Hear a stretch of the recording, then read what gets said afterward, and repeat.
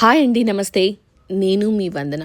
ఈరోజు స్పెషల్ అయితే స్వామివారి కోసం నైవేద్యంగా నేనైతే కందగడ్డతో స్వీట్ అయితే చేశానండి.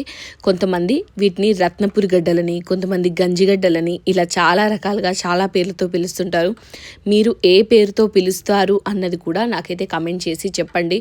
మేమైతే కందగడ్డ అంటాము మా తెలంగాణలో, అందులోకి మా కరీంనగర్ సైడ్ వాళ్ళైతే కందగడ్డ అని అంటాము. దీన్ని ఎలా చేయాలో ప్రొసీజర్ అయితే చూపిస్తున్నానండి. దీనికోసం ముందుగా ఒక గిన్నెలోకి వాటర్ తీసుకోవాలండి. స్టవ్ ఆన్ చేసి వాటర్ వేసేసుకొని దీంట్లో నేను ఒక కందగడ్డని, అంటే అది ఆల్మోస్ట్ ఒక 400 గ్రామ్స్ వరకు ఉందండి. ఆ 400 గ్రామ్స్ ఉన్న కందగడ్డని ముక్కలుగా కట్ చేసుకొని ఇలా వాటర్లో అయితే అన్ని ముక్కలు వేసేసుకున్నానండి. అన్ని ముక్కలు వేసేసుకొని కొద్దిగా అలా లైట్గా సాల్ట్ వేసుకోవాలండి. స్వీట్స్ ఎప్పుడు చేసినా కూడా అందులో కొద్దిగా సాల్ట్ వేసుకున్నారనుకోండి, టేస్ట్ నిజంగా చాలా బాగా వస్తుందన్నమాట. అందుకని కొద్దిగా సాల్ట్ వేసేసుకొని మూత పెట్టి మీడియం ఫ్లేమ్లో దీన్ని ఒక 10 నిమిషాలు మెత్తగా ఉడికించండి. లేదు అనుకుంటే మీరు వీటిని కుక్కర్లో వేసి కూడా ఉడికించుకోవచ్చండి. ఇలా సాఫ్ట్గా అయ్యేంత వరకు అయితే ఉడికించుకోవాలి. ముక్క మంచిగా స్మాష్ అయిపోవాలన్నమాట. అప్పుడు వీటికి ఉన్న పొట్టంతా తీసేస్తున్నాను నేను. పొట్టంతా తీసేసి తర్వాత వీటిని శుద్ధమైన నీటితో ఒకసారి కడగండి. తర్వాత మీ దగ్గర స్మాషర్ కనుక ఉంటే వీటన్నిటిని మెత్తగా స్మాష్ చేసుకోండి.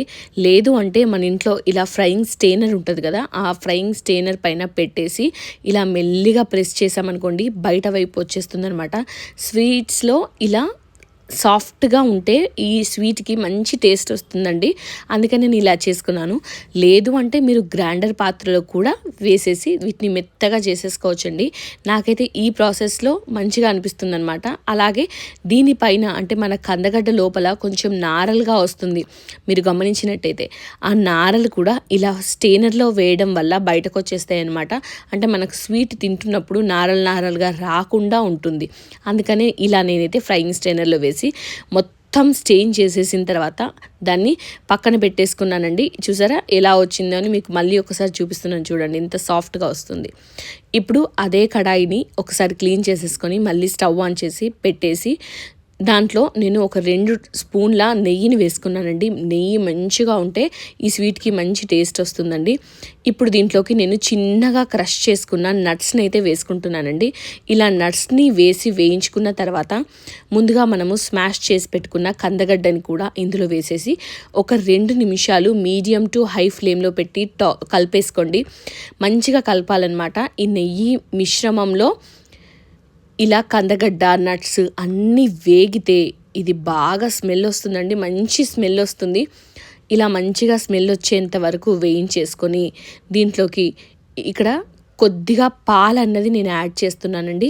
ఎందుకంటే మనం ఎంత మెత్తగా స్మాష్ చేసినా కూడా ఇక్కడ ఉండల్లాగా కట్టేస్తుంది అనమాట నెయ్యిలో వేసి వేయించుకున్నప్పుడు. ఎందుకంటే దానికి స్టిక్కీ నేచర్ ఎక్కువగా ఉంటుంది కందగడ్డకి. కాబట్టి కొంచెం పాలు పోస్తే కొంచెం లిక్విడీ స్టేజ్లో వస్తుంది. అలాగే ముద్దలుగా లేకుండా మంచిగా కరెక్ట్గా కలుస్తుంది అనమాట. పాలతో చేసుకుంటేనే ఈ స్వీట్కి మంచి టేస్ట్, థిక్నెస్ కూడా చాలా బాగా వస్తుంది. ఇదంతా ఒకసారి మంచిగా కలిపేసుకోవాలండి. ఎక్కడ కూడా ముద్దలు లేకుండా చూసుకుంటూ ఇలా సాఫ్ట్గా కలిపేసుకోండి. ఇప్పుడు నేను తీసుకున్న ఈ క్వాంటిటీకి 1 కప్పు వరకు బెల్లాన్ని అయితే యాడ్ చేసుకుంటున్నానండి.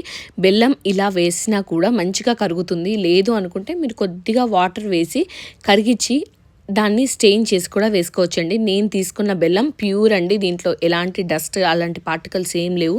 మంచి క్లీన్ బెల్లాన్ని తీసుకున్నాను. దాన్ని 1 కప్పు వరకు వేసేసుకొని ఇలా కంటిన్యూస్గా కలుపుతూనే ఉండండి. అప్పుడు మంచిగా వేడికి బెల్లం కరుగుతుంది. అలాగే మన కందగడ్డ మిక్స్చర్లో కూడా పర్ఫెక్ట్గా కరిగిపోతుంది అనమాట. మనం పాలు వేసినప్పటికి కూడా పాలు విరగలేదు, చూసారా?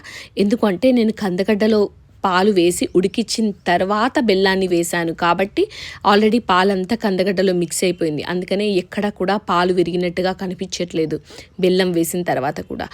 ఇలా వేసి మంచిగా కలిపేసి మధ్య మధ్యలో నెయ్యి వేసుకున్నారనుకోండి, కన్సిస్టెన్సీ మంచి కుదురుతుందండి. అలాగే నెయ్యి వేసుకుంటే టేస్ట్ కూడా చాలా బాగా వస్తుందన్నమాట. బెల్లం అంతా కరిగేంత వరకు కలుపుతూనే ఉండండి, లేదంటే అడుగు అన్నది మాడిపోతుందండి. అడుగు మాడకుండా చూసుకుంటూ ఇలా లమ్స్ అన్నది ఎక్కడన్నా మీకు కనిపించినా కూడా స్పూన్తో ఇలా ప్రెస్ చేసేసారంటే ఈజీగా వచ్చేస్తుందన్నమాట. అలాగే దీంట్లో కొద్దిగా కుంకుమ పువ్వును కూడా నేను యాడ్ చేసుకున్నానండి. మంచి ఫ్లేవర్తో పాటుగా రంగు కూడా వస్తుందని ఇలా అంతా వేసి కలిపేసి దగ్గర పడేటప్పుడు కొద్దిగా పచ్చకర్పూరం ఉంటే దీంట్లో యాడ్ చేసుకోండి. నా దగ్గర లేదనమాట అవైలబుల్గా ఆ రోజు, అందుకని నేను వేయలేదండి. ప్రసాదంగా చేస్తున్నాం కాబట్టి పచ్చకర్పూరం ఉంటేనే స్వామివారికి నైవేద్యంగా ఇంకా మంచిదండి. ఇలా నా దగ్గర అయితే ఆ రోజు లేదు, అందుకని నేను వేయలేదు. ఇలా ప్లేట్లో అంతా తీసేసుకొని పైనుంచి ఇంకాస్త కుంకుమ పువ్వుని అలాగే క్రష్ చేసుకున్న నట్స్ని కూడా నేను ఇందులో వేసేసుకుంటున్నానండి. వేసేసుకొని స్వామివారికి అయితే నైవేద్యంగా సమర్పించాను.